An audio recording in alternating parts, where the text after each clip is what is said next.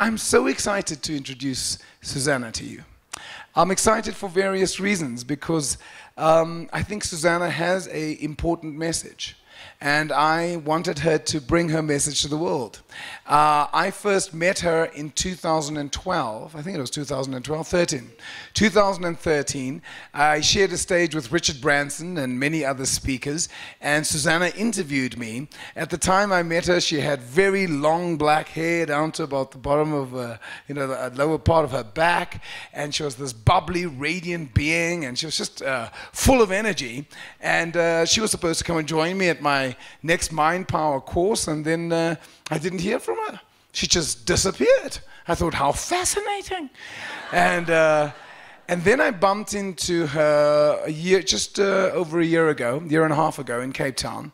And in fact, to be honest with you, I don't know if I actually told you this, Susanna, but Susanna came and she was like, oh, Robin, oh my goodness, how are you? And I saw this beautiful woman and I'm like, fine, fine. And I'm thinking, who are you? I have no idea who you are. And she was hugging me, very familiar, hey, very familiar. No, I'm kidding, But, and she was chatting and you know, now please understand, I meet lots of people. I meet people all the time. And so I'm trying to pin while she's speaking, where do I know her from? And I'm like, yes, and so you've done the Mind Power. No, don't you remember, I didn't do the Mind Power. I got sick. And then she mentioned Richard Branson. And I'm like, Susanna Kennedy? And she was like, don't you recognize me? I'm like, well, hello. I mean, you've changed. She had short hair. Can't believe how much it's grown in a year and a half. And then I discovered that actually she had lupus and she almost died. She literally was on her deathbed and she had to go through chemotherapy. And she told me a story, I hope I'm not stealing her thunder, which I thought was so powerful, that she actually had to have chemotherapy. And they used to, they literally pumped it, and she says, this cold medicine that goes into your veins. And I said, how did you deal with it? She says, I just kept visualizing how beautiful this chemotherapy was, and how it was transforming and healing my body. That's Mind Power. Because most people think, ooh, chemotherapy, okay, how much? Quick. But if you actually start feeding your mind and accepting it, so her story is powerful. She told me about how she could hardly move, hardly speak, and today you will see a very vibrant, energetic woman who is completely healed, her hair is growing, and she's on a mission and she's on a purpose, and tonight is her first presentation. So, yeah, so I said to her, how are you doing this afternoon? She said, I'm nervous. I said, good. She said, got some butterflies. I said, it's good to have butterflies, just make sure they fly in a straight line. That's your job. So I really think that we're in for a treat, and I'm really looking forward to hearing your message, Susanna. She truly has a gift. She's a natural speaker. I believe some people are natural speakers. I've seen her speak before, but she's got the right kind of energy, but more importantly, I think she's got a good message. So please would you help me welcome my good friend, my producer, the beautiful, the vibrant, the amazing, Susanna Kennedy! Good morning. Can I get volume on my mic? More? Up on your feet, everyone. Got to get some energy back in the room. Let's get up on our feet and clap our hands. Thank you, Robin. And turn this way and give it a little shake. Come on, everybody, shake it out.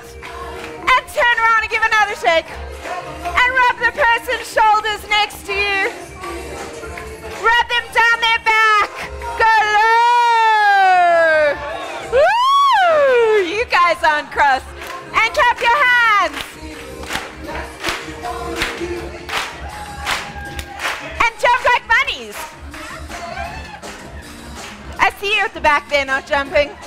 I see you, a beautiful bunny back there. Good job. And clap. Are you feeling warm? Are you sure? Have you danced enough? No. Okay. And turn around. And turn the other way.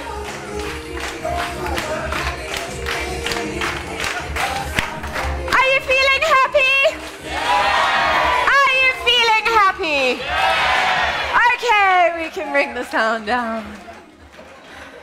You can all have a seat. Hello, everyone. It feels really weird being the person that Robin's introducing, because I'm usually the person introducing him. How many of you have seen me introduce Robin before? Hello, old friends. Who hasn't seen me introduce Robin before? Okay, hello, new friends. Welcome, welcome, welcome. Who's not sure? I'm glad nobody's lying in this room tonight.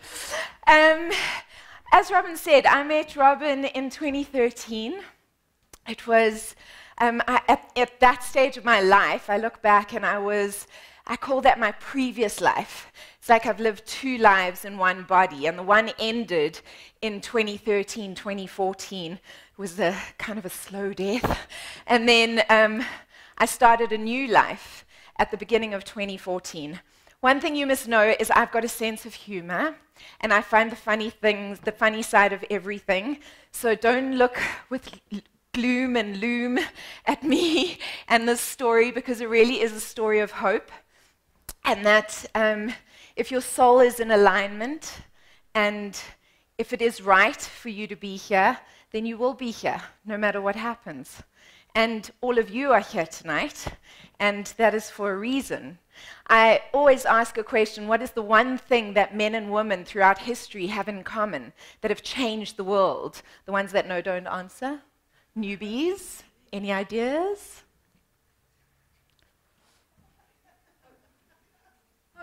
Hope? Hope? Some don't have hope, but it's a good one. It's a good one. Shall I tell you? They take action. Yeah, they take action, because without action, nothing actually changes. And tonight, you guys could have been doing a million other things.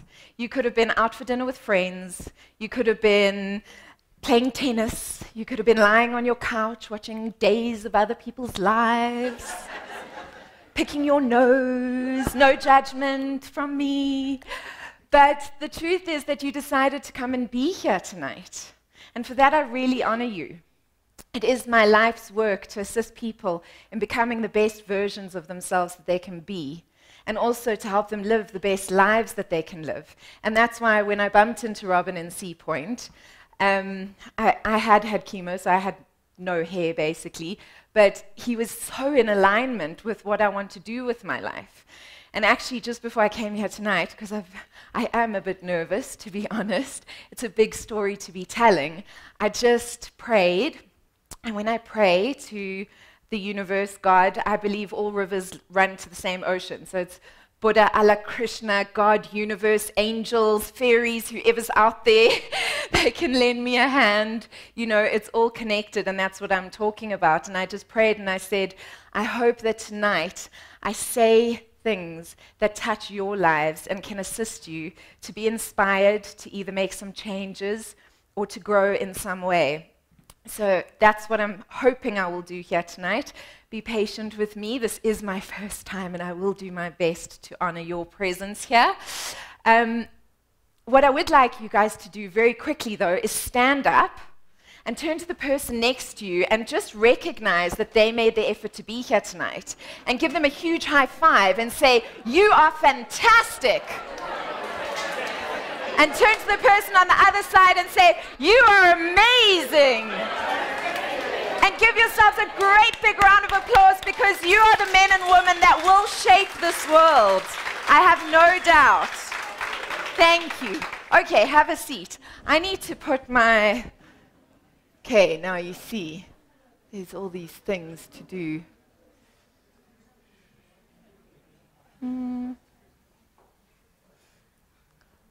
Okay, I've called it Forgiveness Fred. There, okay. Let's see. Did it go?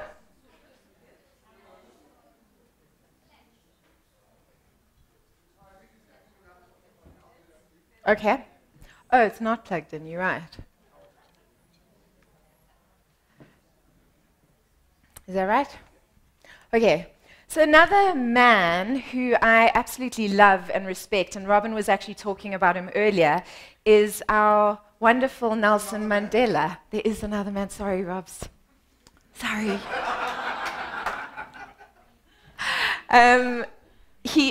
Mr. Nelson Mandela. Am I clicking the clicker wrong now?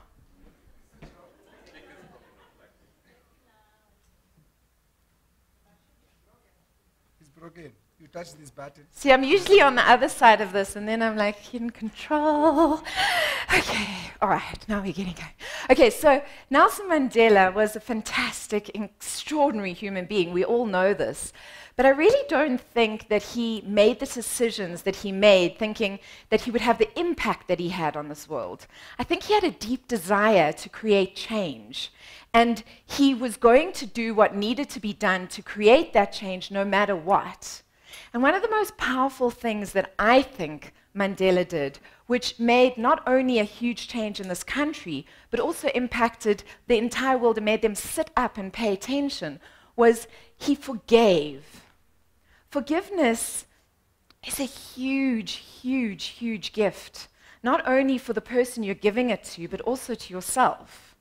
And when he said this, as I walked out the door towards the gate that would lead to my freedom, I knew if I didn't leave my bitterness and hatred behind me, I'd still be in prison.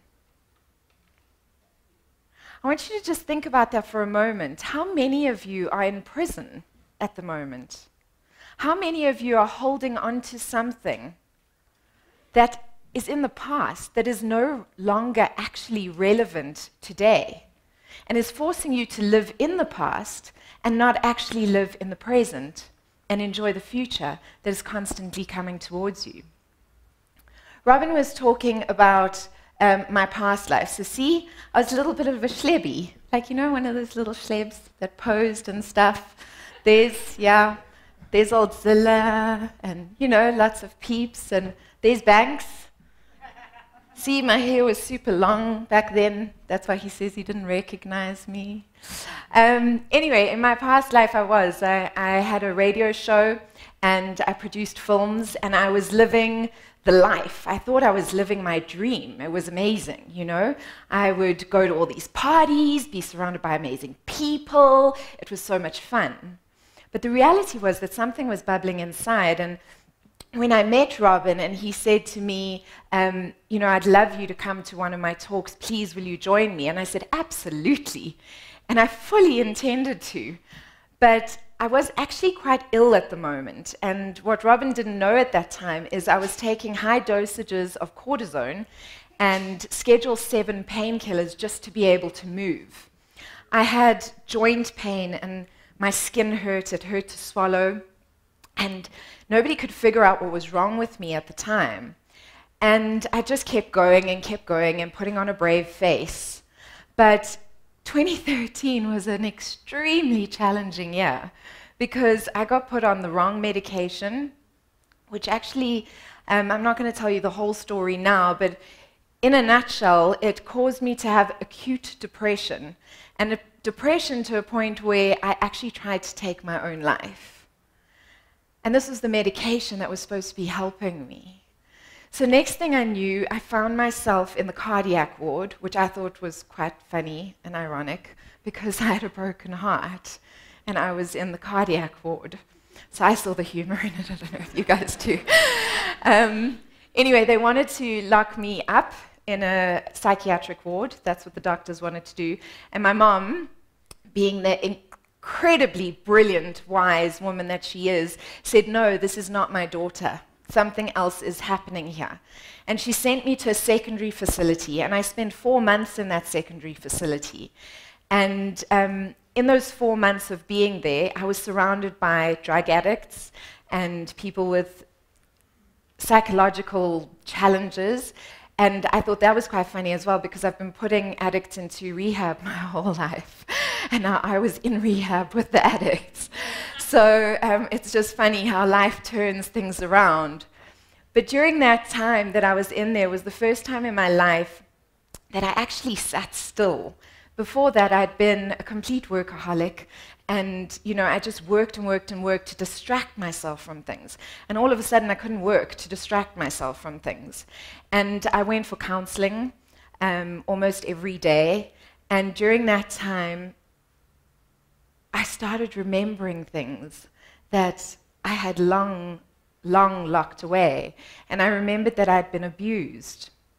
And for me, it was a complete shock. I didn't remember this at all. And I remember telling my best friend, I was like, shit, I have to tell you something. And she was like, I know. Everybody else remembered but me. I couldn't deal with it, so I'd locked it away.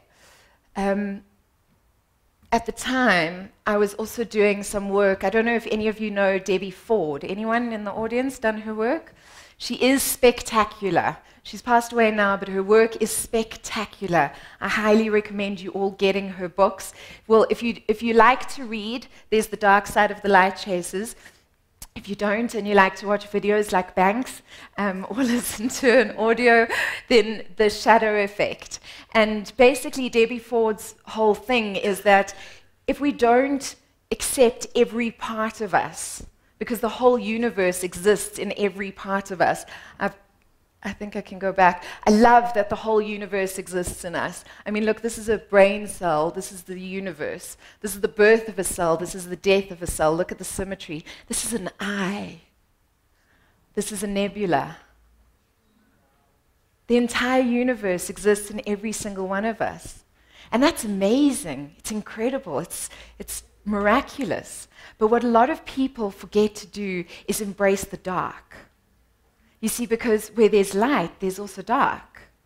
And if you don't embrace your dark side, if you keep shoving it away and hiding it, am I in your way? No, it was called the dark side of? The light chasers. If you keep shoving that dark side away, eventually it's going to pop up. And it's going to hit you in the face, actually. And it happens all the time. Think about things that you attract into your reality. Robert, you guys have done, the majority of you have done the Mind Power course. You attract things into your reality. Often we attract things that we need to deal with ourselves. So watch when you say, that arrogant son of a beep, beep, beep, beep. Where have you been arrogant?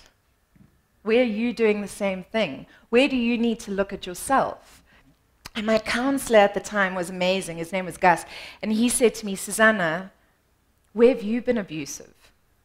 Where are you abusive? Because you've attracted so much of it into your life.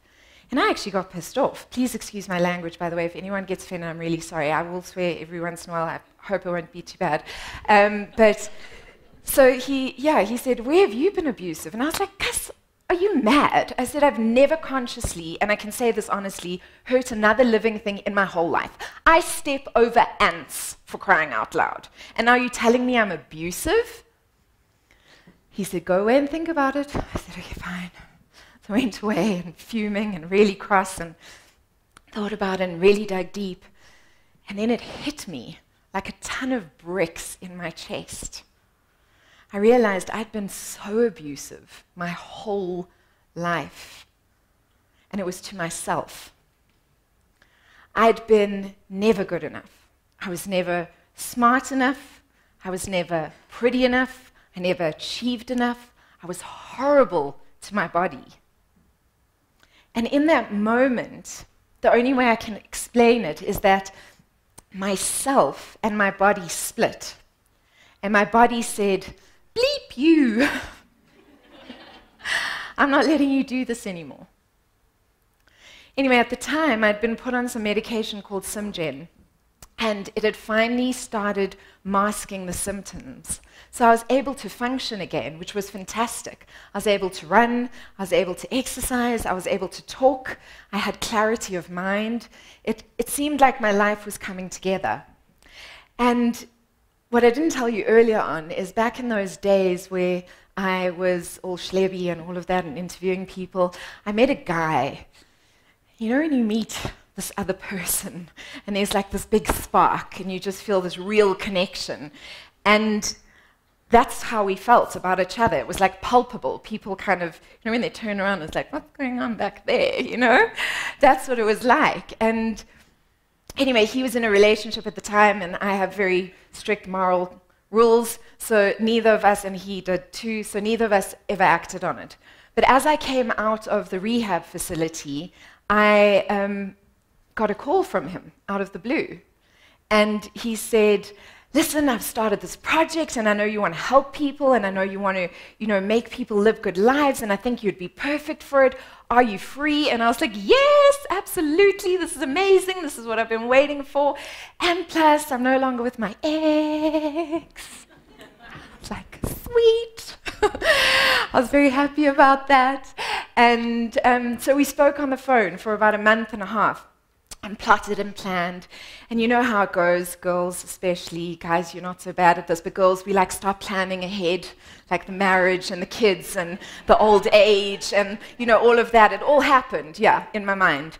And then he flew out to South Africa, and he lives in England, and he flew out to South Africa, and we went away for a weekend with friends. So it wasn't like just a one-on-one romantic, thing. It was with friends, and we had that night.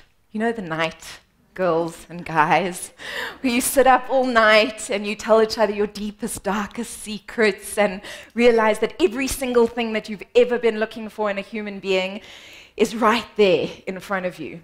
In fact, I felt like we pulled out our lists. You make a list, that you tick off. We pulled out our lists, and he ticked everything in mine, and I ticked everything in his. And in fact, when he explained the house that he had built, my library was in that house. I was like, thank you. I'm moving up. This is great. Anyway, those 2 days ended, and I needed to go and spend Christmas with my family, and he needed to go to spend Christmas with his family. And we kept in touch, and we kept in touch. But I started getting sore again. I started feeling the pain returning to my body, and this time it was different. Before, I knew that I was in trouble, but this time, I knew I was dying. I could feel it. And so I decided to be a coward, and I sent him a message and said, this isn't going to work. I think we should just be friends, because I didn't want him to go through watching me disintegrate. And I prayed, and yes, I've got such a connection to Source, but I prayed and I said, God, Allah, Buddha, Krishna, Jesus, Mary, fairies, anyone out there, I know I've stuffed up, because I totally believe in the mind-body connection, and I had been horrible to myself. So I said, I know I've stuffed up, but I really want to stay.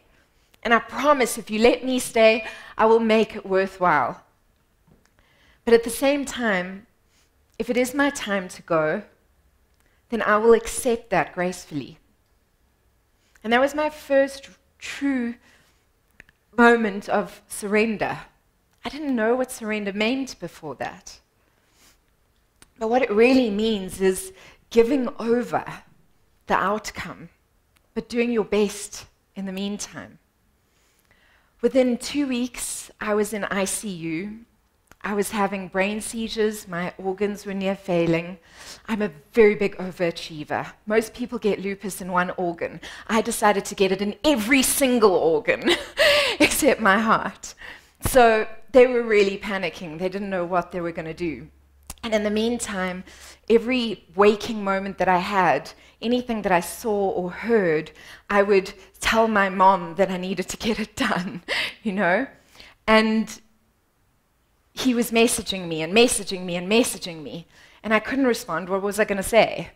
But he kept messaging and phoning. Plus, I couldn't really see or hold a phone, but I could hear the messages, and I kept getting told. So eventually I told my best friend, I was like, just tell him I can't speak. Just tell him that I can't be there right now. I'm not in a state to be there.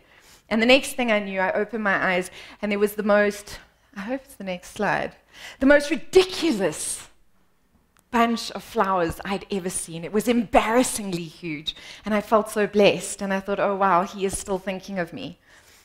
But this is where I was. That was the reality. Anyway, I was actually fine the whole time that I was sick, by the way. I know that sounds weird. I was in extreme agony, but my spirit was fine. The only thing I found difficult was watching my parents suffer and the people I loved. that broke my heart. But the rest of the time, I was actually okay. I wasn't suffering. There was just 2 days that I really suffered.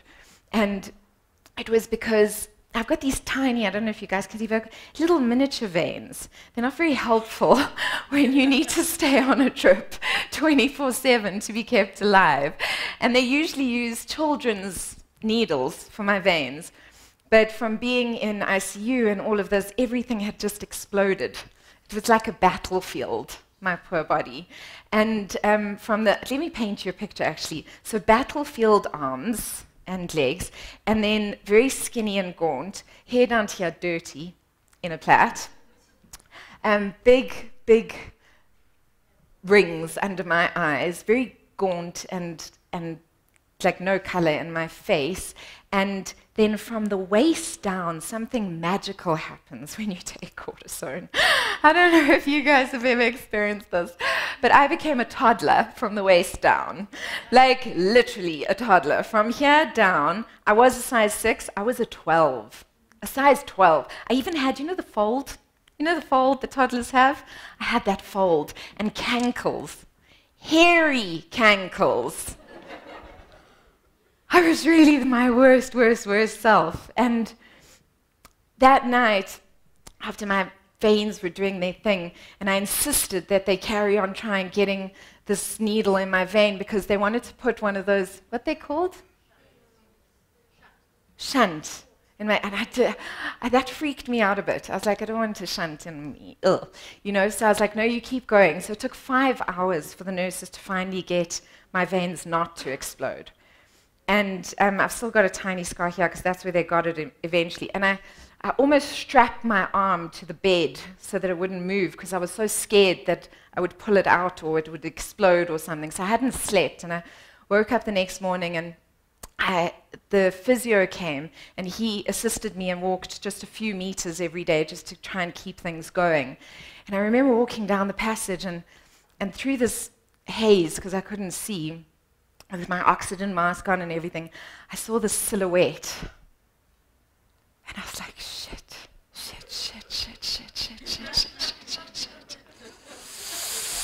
Please don't let this be him. But he walked towards me and I slumped into his shoulder and I just cried and it was him.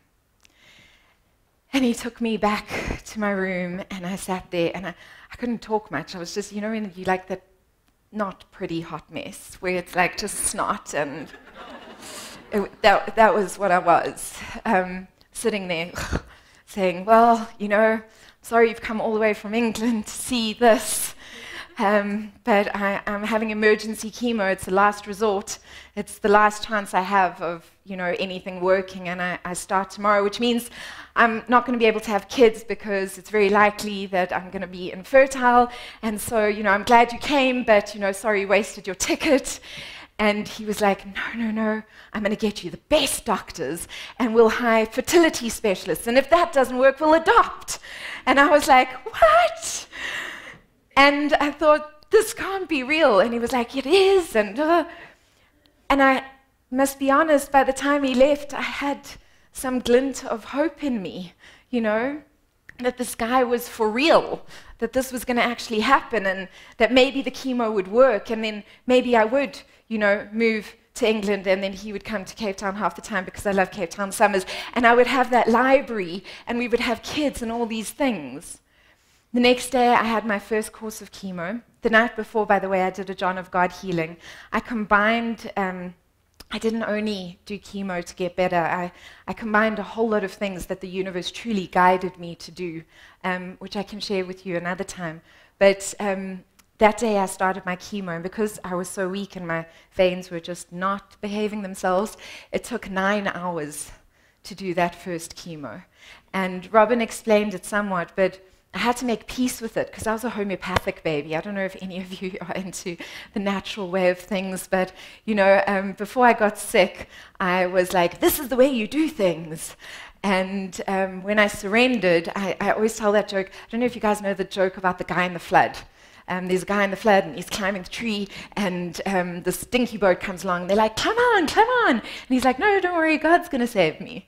And this ship comes along and they're like, climb on, climb on. He's like, no, don't worry, God's going to save me. And he gets to the tip of the tree and he's hanging on the branch.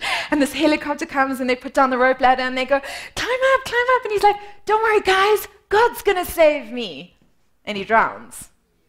And then he goes to heaven and he's like, God, why didn't you save me? And he says, I sent you a dinky boat, I sent you a ship, I sent you a helicopter. Why don't you climb on? You know, a lot of us walk around through life going, this is the way we do things, you know? I challenge you all to take those blinkers off and just start paying attention to what the universe brings you, because it will bring you gifts beyond your wildest imagination if you do. And that's what I did. So I did the chemo, and I made peace with it. I pictured it as white light. It was ice cold, and it really doesn't feel great when you have chemo. But I felt this ice cold stuff, and I hate being cold, going into my veins. And I thought, okay, I have to make friends with you. Okay, you're a beautiful white light, and you're coming into my veins, and you are healing me as you go. And that's how I made friends with it. Anyway, I didn't hear from, I'm calling him Fred, just by the way, just to not give away names. I didn't hear from him the next day, or that day, or the week after. And so I sent him a message and I said, look, I know that was huge.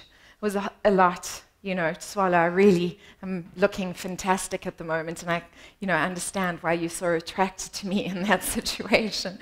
But I would really love to hear from you. Nothing. 2 weeks later, nothing.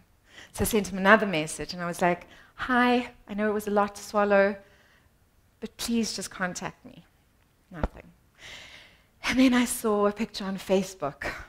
God bless social media. And on social media, I saw this picture of him and this other beautiful woman.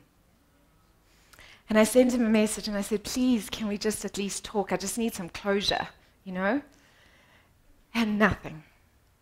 Anyway, a little while later, he came to South Africa, and I knew he was here. And so I sent him a message. I said, please, can we just see each other and talk? And he said, sorry, I don't have time, but follow me on social media. I'm about to go off with, you know, whatever her name was, to go and do what we were supposed to do. And I was like, it takes a lot for me to get upset, but once I do, that's my shadow. I have a sharp tongue, a very sharp tongue. And yes, it takes a hell of a lot to get me there, but once it's there, I feel terrible afterwards. It is my shadow. Anyway, I was reading at the time. What was I reading at the time? Oh, this is what I was reading at the time. A Course in Miracles, which is another phenomenal book. If you guys can get through it, it's about this thick. If you can't get through books that thick, I recommend A Return to Love by Marianne Williamson. And in A Return to Love, I hadn't done a Mind Power course, so I didn't know about weeding and all of those things yet, but she's got this thing when you are desperate and you can't get something off your mind, give it to God, you know? And it's up to you guys. You can call it Buddha, Allah, Krishna, the universe, you know, whatever it is, but give it away. And the saying goes, God, take this monkey off my back. And you can even just say, take this monkey off my back. And so I took Fred off my back, like that. I literally just repeated, take this monkey off my back, take this monkey off my back. The thing is, with the universe, it's got your best interests at heart. Sometimes that's a real ball ache, because it makes you face things you don't want to face, you know? And so a year later, there I am, happily back on my feet. The doctors thought that if I got into remission, it would take 18 to 24 months of chemo. 5 months later, I was in remission. So I had accelerated the healing process because I was doing my best. I did all kinds of things. And I was on my feet, and I was trying this, and I was trying that, and then I bumped into Banks, and I was like, yay, now I've got like purpose again, it's fantastic. And then somebody I knew needed a phone number. And guess who the only person I knew that had this phone number was? Damn Fred, you know? And I was like, ugh, I tried everything to get this phone number. I couldn't get the phone number. So eventually I just thought, okay, Susanna, suck up your pride. And I contacted Fred. I sent him a WhatsApp, like very casual. Hey, it's been a long time. Listen, I need this dude's number. Can you send it to me, please? I'd really appreciate it. Wishing you all the best, Susanna. Nothing. I wasn't surprised, but, you know, a girl can hope. And then I thought, okay, why has the universe brought this into my lap now? What is it doing? Because if you pay attention, the universe is always guiding you to your highest self. And so I sat there and I thought, okay, what is it doing? What is it doing? Okay, I've been blaming him for the last year. I've been really awful and said horrible, horrible things to him. But I'm not blame-free, am I? I chickened out of our relationship before he chickened out of our relationship. I was a coward before he was a coward. As within, so without. And so as much as I needed to forgive him, he needed to forgive me. And so I wrote, writing is amazing for forgiveness, guys. Letters, write to people. Even if you don't deliver the letter, it's a great cathartic process. It's really good to get things out. If somebody's passed away and you don't feel like you can contact them, it's a great, great tool. Anyway, I sat with this and I wrote him a WhatsApp, and this time I came from a vibration that was completely different. I said, hey, Fred, I'm so sorry.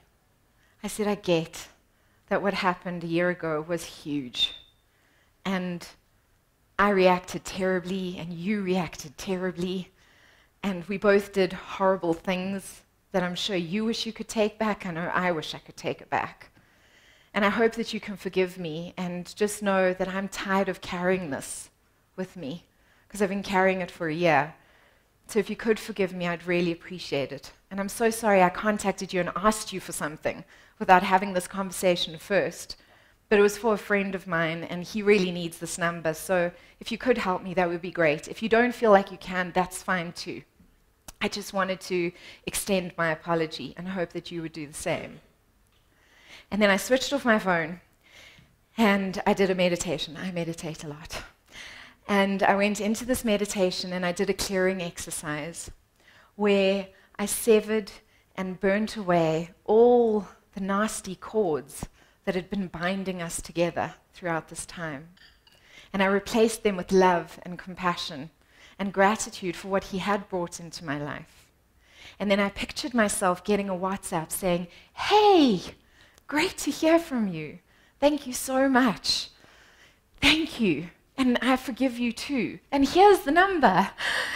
And I swear, I finished that meditation and I switched on my phone. And that WhatsApp was in my phone.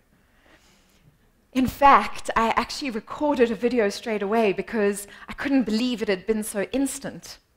You know how Robin always teaches that, you know, as soon as you actually release without expectation, do your best, be in the correct vibration, things just happen. They can happen instantly, like that. This was proof of it. I can teach the meditation at another time. I'm on a time limit tonight.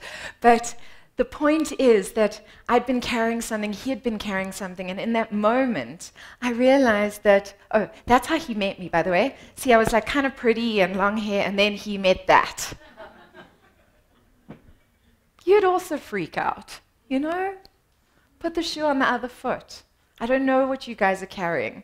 Oh, I was pretending to be Kim Kardashian because I had ulcers in my mouth, so my lips were swollen. But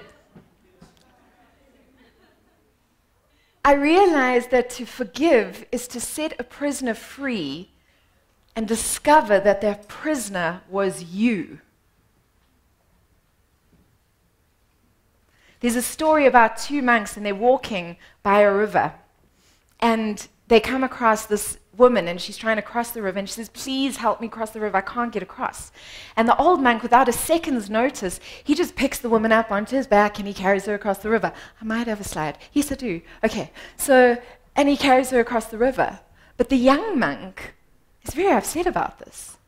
You see, the monks made a vow never to touch a woman. And so when the old monk gets back across the river and they start walking again, he says, he starts bubbling and boiling. You know how it goes. When you cross with someone, all those feelings bubbling and boiling inside you. And eventually, hours pass, and eventually you can't take it anymore. And he says, I'm sorry, but we made a vow. And you went and picked up that woman, and you touched her, and you carried her across the river. And the old monk looks at him and he says, my son, I put that woman down ages ago. Why are you still carrying her? Think about what you're carrying. Change is either desired or needed or prompted by the universe, or sometimes all of the above. Pay attention to the signs. And sometimes the signs come within you. Often they come within you. Sometimes somebody pops into your head and you go, I hate that happened with that person. Anybody feel that? Can anybody really put your hands up if you can relate to that? And the ones of you that aren't putting your hands up, you're lying. You need to look at your shadow. The second thing is, ask yourself, sorry, it says 1 and 1, it should say 1 and 2. Ask yourself, if you're holding on to this, if it's serving you in any way. Is it serving you in any way? Or are you holding on to the past, which is actually stopping you from living in the present, in the now? 3, stop plating the blame. Plotting the blame. Stop putting the blame, stop playing the blame game and find compassion. That's what I was trying to say, guys. Okay, stop playing the blame game and start finding compassion for both sides. Remember, there's no right or wrong. There's simply my perception, your perception, and the truth in the middle. I don't know, most of you will be in relationships of in fact, all of you are. I don't know if you've heard of the imago therapy, but also fantastic. Look into the imago therapy. And what imago therapy, one of the things that it's based on is that there is no right and wrong. There's your perception and my perception, and somewhere in the middle there's truth. And when you can stop blaming someone and you can come to them from a place of wanting to understand, I always say listen to understand, not to respond. There's another saying that's similar to that. But listen to understand, not to respond. If you bring that energy and vibration into your conversations, I can promise you that your life will change. Dramatically, just that simple little thing. Decide you're going to do your best to resolve the situation and then just do it. This is my 21st birthday. I had an all-girls party. That's why my dad is dressed as a woman. A medieval woman. Before my 21st, I didn't really have a dad because, as I said, I was abused when I was little. I grew up very, very lost, and I met this fantastic human being when I was 4. But he came into my mother's life, and I thought he was incredible. He played guitar. I thought like Bob Dylan. My mom said he sounded like a drowning cat, but at the time, you know, it worked for me. And he rode bikes, and I thought he was super cool. But we never bonded or connected, and because of the abuse and everything that was going on, I grew up feeling very isolated, and like I didn't have a dad, you know, like a dad, somebody who looks out for you and actually looks for your best interests. And so I went pretty wild. And yeah, I was the girl on the bar counters feeding everyone tequila, you know, and imitating cartoon characters for drinks. Anyone else? No? Okay. Just me. Anyway, when I was 20, something shifted, and I didn't know what it was, but I was very grateful. I suddenly started being more included. I felt like I was more included. And on my 21st birthday, Rob stood up in front of my family and all my friends, and he said, I don't have many regrets in life. But when Susanna was 6 years old, she came to me and she said, Robbie, can I call you Dad? And I said, no. you've got your own father. And I'm standing here in front of you all today, and I'm saying, please call me Dad. And like I'm boiling up now, and like you are, so that's part of you. Everybody was in tears, you know? And me being the love monster that I am, I was like, yes! I've been waiting for this my whole life! And I attached myself to him, and I have never let go. I got the best 21st birthday present in the world. I got a dad, and not only any dad, I got the best dad. And when I talk about starting my life over when I was in hospital and I was like an infant again, I couldn't function, he was there. He was sitting by my bed. And I'd never experienced that. It's never too late, guys. You've just got to decide that's what you've got to do and go and do it. And you know what? If it doesn't work out the way you think it's going to work out, at least you'll know you tried. You know? So you won't be carrying it anymore. You'll know you did your best. Oh, that's me at 6. I thought I was a ballerina. So the last point is surrender to the outcome. Remember that when you forgive someone, I love words, ask Robin, I'm always like pulling words apart. But when you forgive someone, you give them the gift of freedom. You are giving a gift for them by forgiving them. Don't you love that? I love words. Is that it? Oh. So, yeah, that's my story, guys. Those are my tips on forgiveness. I hope that they've helped some of you. I hope that you can use some of the information that I've given you. I am running a full day course because an hour just isn't enough time to get really stuck into the nitty-gritty things. But my biggest challenges have always been self-love, which I've now learned. I kind of look in the mirror and go, you're not bad, you know, you're kind of cute, which I could never do before. I can actually look myself in the eye and say, I love you, I'm so glad I'm you. How many of you can do that? You know, I know you can, thanks. But we really battle with these things, you know, and it can change our entire world. I love my body. I've grown like attached to this thing in a different way. It carries me through this life, and it's never been fitter or healthier. I weigh 5 kilos more than I ever weighed before, and I still love it, even the stretch marks on my bum. The next big challenge that I went through was healing, as you can see part of my journey here. I didn't have time to go into everything that I did to heal. But it was an incredible journey, and what a gift. What a profound, profound gift. I'm so grateful for it. I learned so much. And I truly believe that when I made that promise to the universe and I said that I would make it count, that that's the reason I'm standing here in front of you today, because maybe I can help you, one of you even, in some way. And then the last one is happiness. I have been at the bottom of the barrel. When you feel like you're at the bottom of such a deep well that there is no light in sight anywhere to be seen, and you just feel trapped, I've been there. And I've learned to tipple that well onto its side and turn it into a tunnel that I'm moving towards, and now I'm constantly moving in the light. So these are the things that I've learned. I would love to share them with you.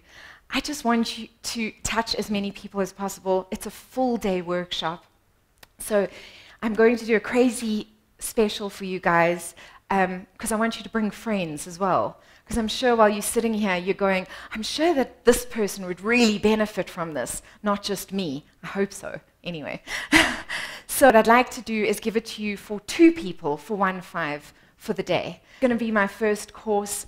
I promise to give you everything that is within me that I can to help you along your way. And if you need any more information or if you want to get hold of me, you can email me at info@susana, susana.co.za. You can also check out my website. But you can also, if you want to take advantage of this special tonight, go speak to Yvette and the team at the back. And either way, I hope that I have helped and served you in some way. I hope that you find some forgiveness and release the bulk off your back and walk into life with a feather on your back and ready to serve the world and embrace life with an open heart. Thank you so much for listening. I really appreciate it.